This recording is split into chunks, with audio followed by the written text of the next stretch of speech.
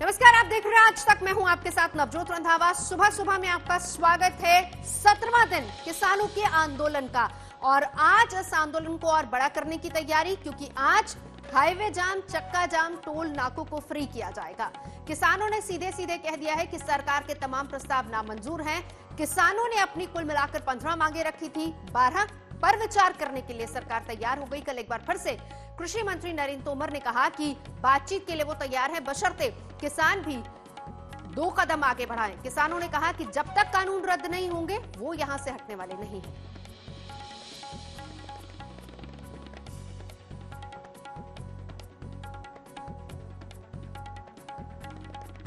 सीधा चलेंगे सिंघू बॉर्डर। इस वक्त हमारे सहयोगी सुशांत मौजूद है। सुशांत, क्या रणनीति आज की किसानों की? मांगों को लेकर लगातार अड़े हुए हैं और आज जियो की सिम का विरोध किया गया। 17वां दिन है किसानों के आंदोलन का, और सुबह से ही मौसम में एक बदलाव देखने को मिला है। बारिश हो रही है, लेकिन किसानों के जो हौसले हैं वो पस्त नहीं है। बड़ी तादाद में किसान जो है यहाँ पर इकट्ठा थे, उसके साथ साथ महिलाएं भी अब यहाँ पर जो है वो इकट्ठा हुई हैं, और इसके साथ साथ यहाँ पर तमाम जो विरोध है वो होना शुरू हो गया है। सुबह से ही जो तमाम जो बड़ी कंपनीज के मोबाइल फोन्स हैं उनका यहाँ पर विरोध जो है वो किया गया, उनको तोड़ा गया है किसानों की तरफ से। किसान लीडर हमारे साथ हैं। चक्का जाम और तमाम हाईवेज और टोल नाकों को फ्री करने के लिए आज जो है वो ऐलान किया गया है किसानों की तरफ से। देखिए, टोल फ्री तो रात के 12 बजे के हो गए। चक्के जाम की तैयारी है, बड़े काफले पूरे देश में से आ रहे हैं, और इनके पंपों पर से तेल डलवाना लोगों ने बंद कर दिया, मॉलों में जाना बंद कर दिया। ये कितनी बड़ी संख्या में होता है आने वाले दिन बताएंगे। मोदी जी अडानी अंबानी अमित शाह को अलग कर देंगे देश से। एक तरफ हम सभी 135 करोड़ भारतीय होंगे, एक तरफ ये कारपोरेट के जगत के दलाल और उनके साथी होंगे जो देश को फिर से गुलाम बनाना चाहते हैं, देश को बेचना चाहते हैं। हम कहना चाहते हैं, देशवासियों से अपील करना चाहते हैं कि पूरी तरह अमन शांति बनाए रखें, शांतमय तरीके से इन आंदोलनों को सिरे लगाना है। जीतोगे आप, हरेगा मोदी। आप यहाँ जियोगे, वो मरेंगे जो आपसे ये धक्का कर रहे हैं। एक सवाल ये भी है कि लगातार सरकार की तरफ से कहा जा रहा है कि बातचीत जो है फिर से की जाए। जो मांगे हैं 15 मांगे, उनमें से और जो मांगे हैं 12 मांगों पर बातचीत जो है वो की जा सकती है। बातचीत तो सरकार करती है, उसमें करती क्या है? किसानों को समझाने की बात करती है। हमने तो, हमारा संगठन है जो पहले ही हमें इसको बोला है कि इस आंदोलन को बांटा मत जाए। कोई कहला पंजाब का आंदोलन नहीं है, पूरे देश का आंदोलन है। पूरे देश के जितने संगठन है सभी को बुलाया जाए। प्रधानमंत्री जी खुद उस मीटिंग की प्रधानगी करें और बिलों के ऊपर रद्द करने का फैसला लें, क्योंकि आंदोलन इतना बड़ा हो गया है, पूरी दुनिया में इसकी आवाज पहुंच गई है, यूएनओ तक आवाज पहुंच गई है। तो सरकार कर की रहा है? उल्टा जो किसान इधर बैठे हैं बोलते हैं जबरदस्ती दिल्ली में घुसे हैं, जो सिंघू बॉर्डर में बैठे हैं, इनके ऊपर जो है कोरोना का जो 188 का पर्चा, वो पर्चा किया है। तो सरकार तो इस तरफ को तुरी है कि इनको किसी न किसी से, इनको खालिस्तानी बोलकर, इनको नक्सली बोलकर, इनको चाइना और पाकिस्तान के जोर के साथ इनका आंदोलन कमजोर किया जाए, आंदोलन को फेल किया जाए। आप बने रहिए हमारे साथ, क्योंकि किसानों ने कहा है कानून जब तक रद्द नहीं होंगे तब तक कोई बात नहीं बनेगी, वो हटने वाले नहीं है।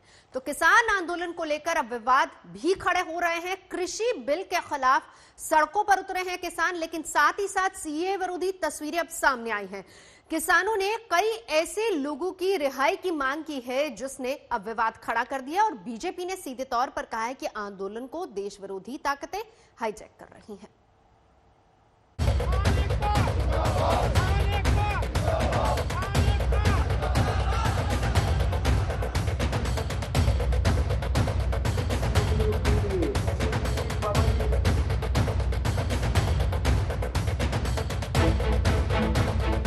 किसान आंदोलन में इन्हीं तस्वीरों ने विवाद पैदा कर दिया। 16वें दिन सियासत का नया चैप्टर खुल गया। पहले एक एक तस्वीर को गौर से देखिए।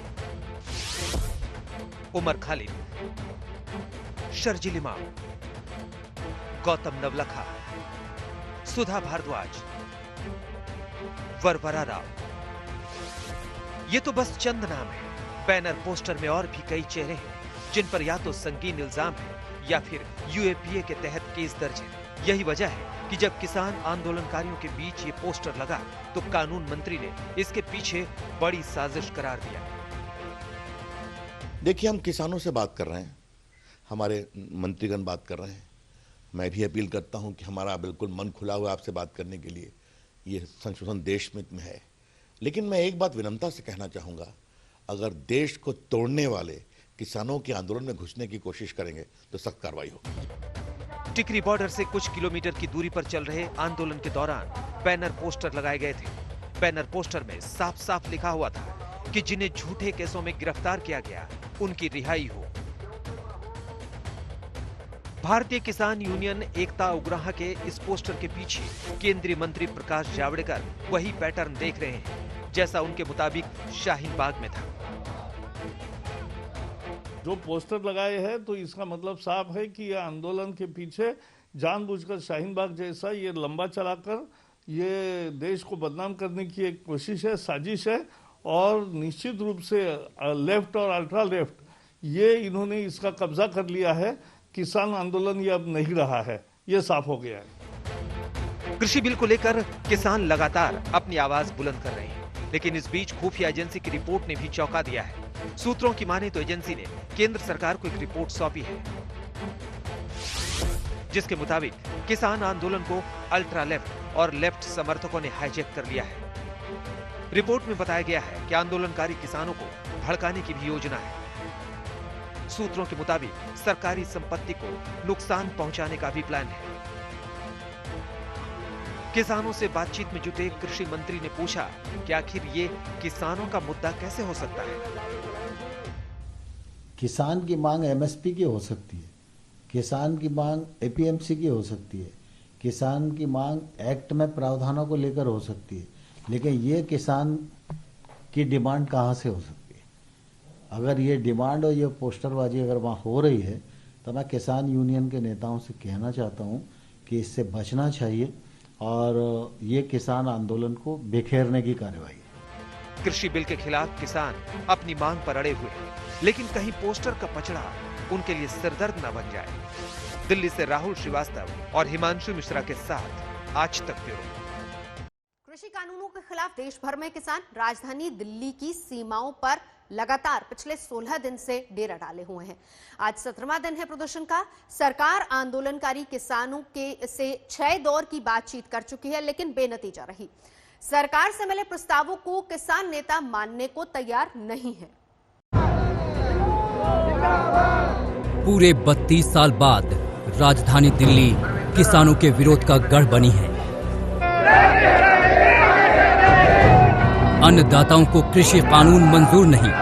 पिछले 16 दिन से किसान सड़क पर डटे हैं। सरकार से 6 दौर की बातचीत बेनतीजा रही। बातचीत खटाई में पड़ गई है। सरकार और किसान अपने अपने रुख पर अड़ गए हैं। किसानों ने अब अपने आंदोलन को और तेज करने का ऐलान कर दिया है। पूरी रणनीति तैयार है। तय किया गया है कि 12 दिसंबर को किसान सभी टोल प्लाजा को फ्री कर देंगे। दिल्ली जयपुर दिल्ली आगरा हाईवे को 12 दिसंबर को रोका जाएगा। दिल्ली की सड़कों को जाम करेंगे। सरकार के मंत्रियों का घेराव होगा। रिलायंस के प्रोडक्ट्स का बहिष्कार होगा। 14 दिसंबर को देश भर में धरना प्रदर्शन होगा। बीजेपी के ऑफिस का घेराव होगा।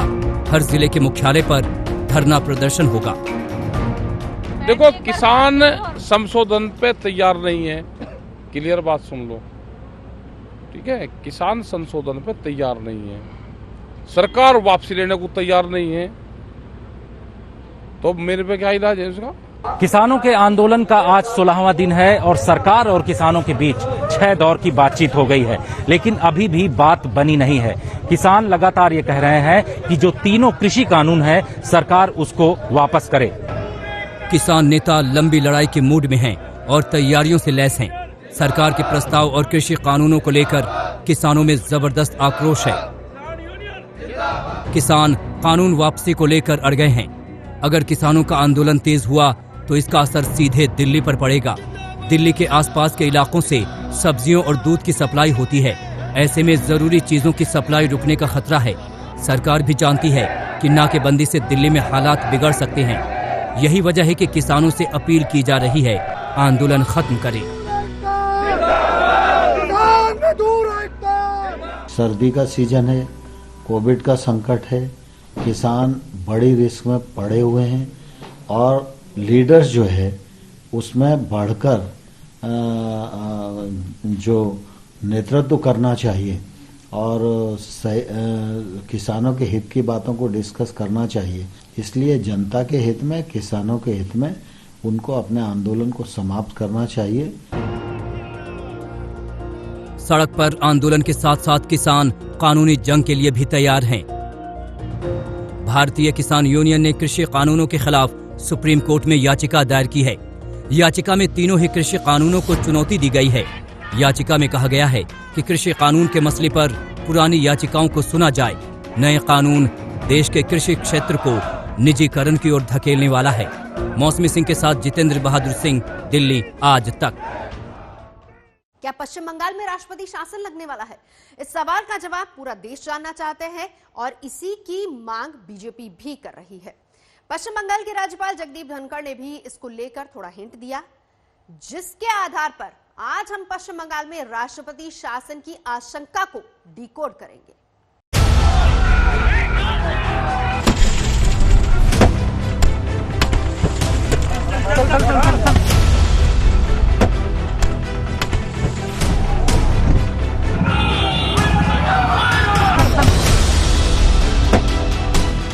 आप मेरे बुलेट प्रूफ व्हीकल पर देख सकते हैं बाहर के विंड स्क्रीन में the impact of the brick.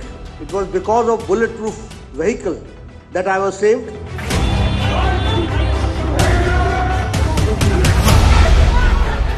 Political opposition को डराने के लिए, रिप्रेस करने के लिए, ओप्रेस करने के लिए, फूल करने के लिए सरकारी तंत्र का इस प्रकार का सहयोग दर्दनाक भी है।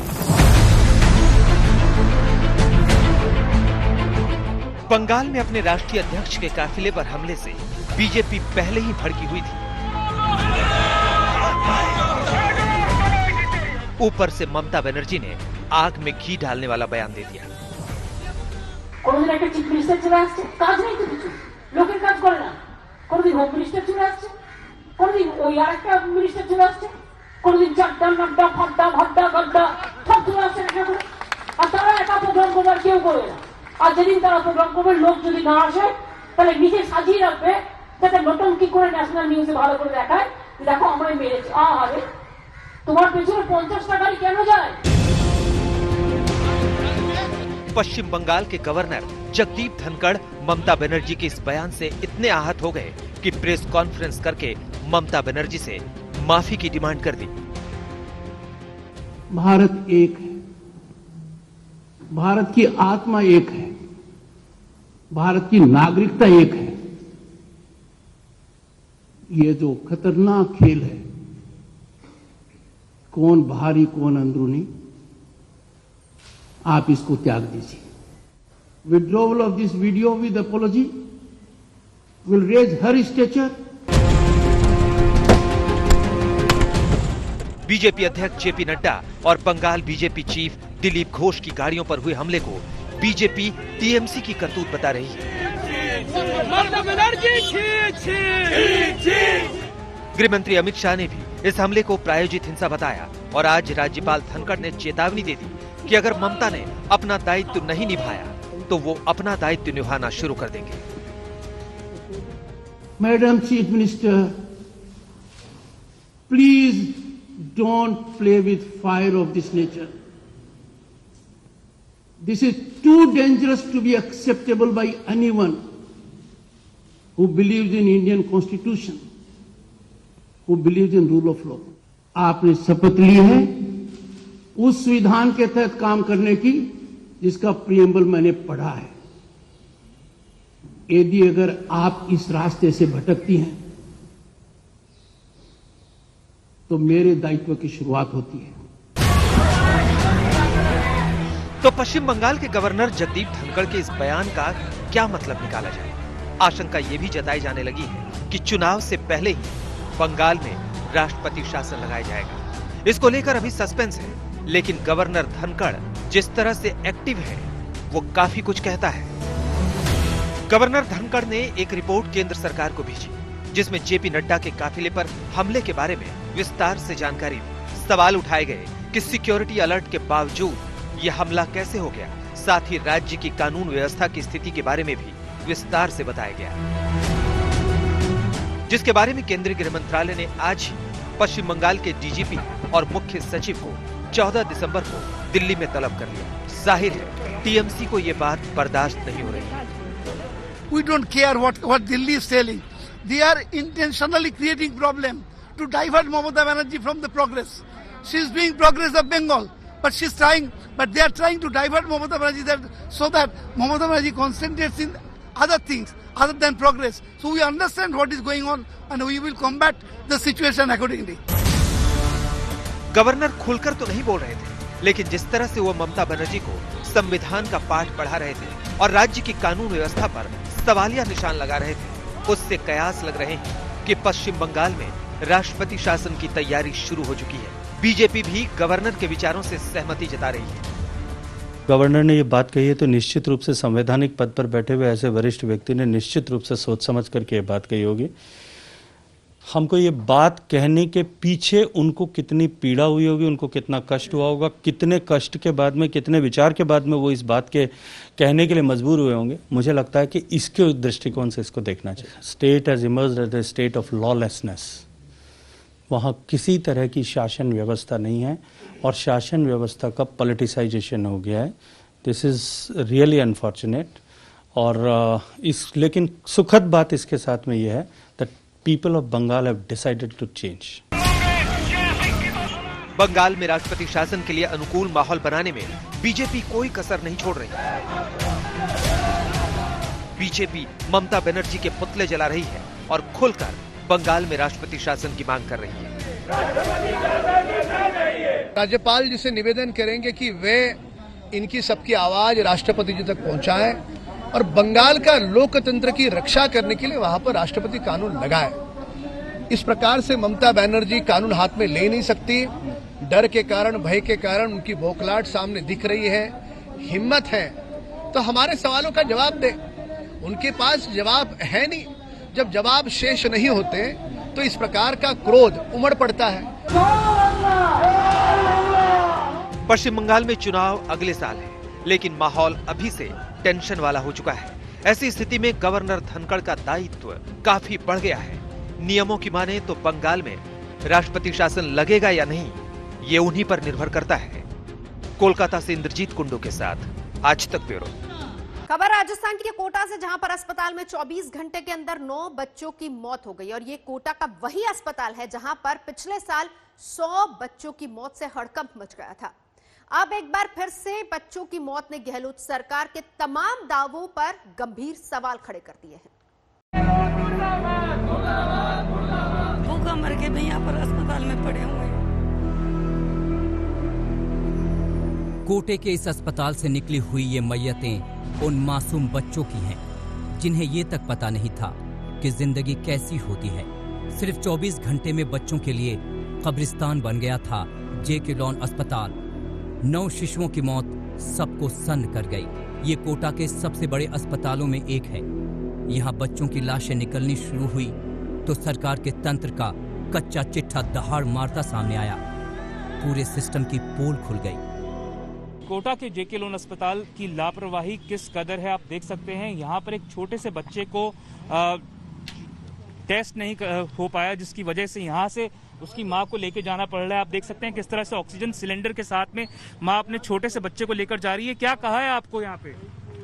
वहाँ पे न्यू कहा कि सुदामा हॉस्पिटल में जाओ, वहाँ जांच करवा के लाओ, बच्चा कुछ भी हो सकता है रात को। बुधवार देर रात 5 बच्चों की मौत हुई, जबकि गुरुवार को 4 बच्चों ने दम तोड़ा।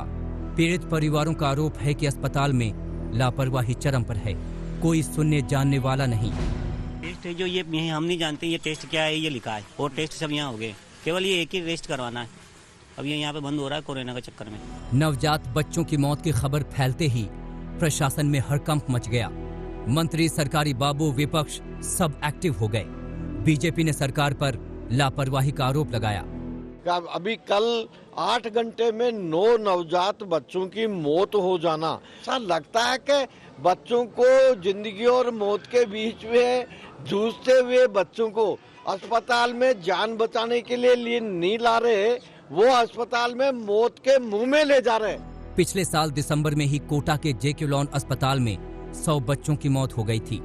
अब फिर दिसंबर है, अस्पताल में वही खौफ वापस लौट आया है। लेकिन लगता है कि 1 साल में कुछ नहीं बदला है। 24 घंटे में 9 बच्चों की मौत खतरे की घंटी है। हालांकि गहलोत सरकार के स्वास्थ्य मंत्री का दावा है कि जांच के आदेश दे दिए गए हैं, अस्पताल अलर्ट पर है। कोटा जेके लोन अस्पताल में 9 बच्चों की, शिशुओं की मृत्यु की खबर मुझे मिली।